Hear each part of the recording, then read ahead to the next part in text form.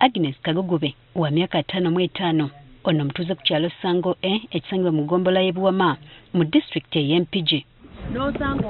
Mu maka ge gano wawangalira n'abaana abazalwa n'akawuka ka siriimu kyokka ne basulwawo bazadde baabwe. Taata tamumanyi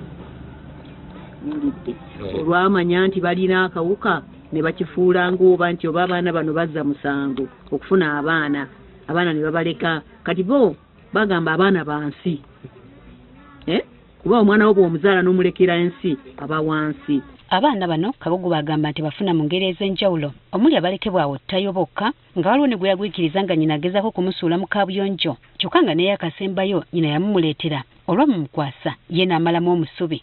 Kati oyo namuggyako nga ayingizaayo mu klasi ga zabi nyina amusuula mu ttooyi ne mukwata era oyo namutuuma n'amannya ga muziro gwange ne mutuuma Ziwa Jeremiah.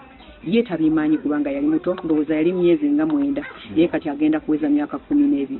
Mbonga amaze okubafuna ye yanjula ku poliisi ko ne mu bakakiiko olunabeera nabo mu mateeka era oluvannyuma n'abatwala mu ddwaliro okwekebejjebwa kubanga munnange wano sirinaawo musimanyi oba kisuulizo ky'abaana owulidde ne ripootinga oluusi nenzija neŋŋambako ne kuki ku chairman LC nti nafunye omwana bw'ati.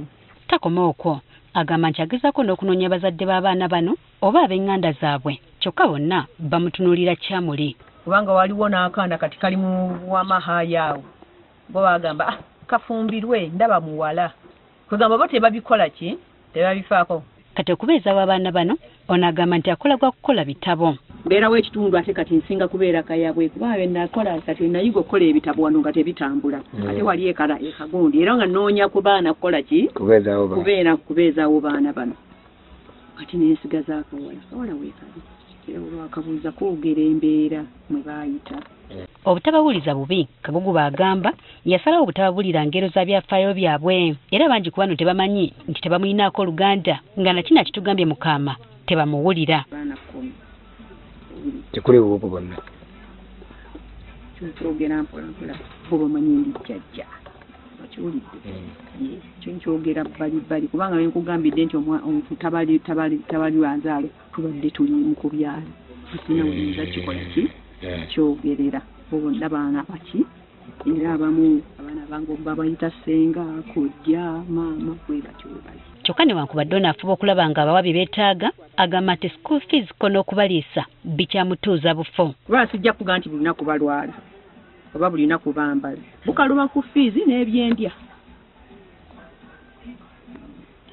fees n'ebyendya ebyokusula ne babeera ne bulangiti beebikka bwe batyo naye fees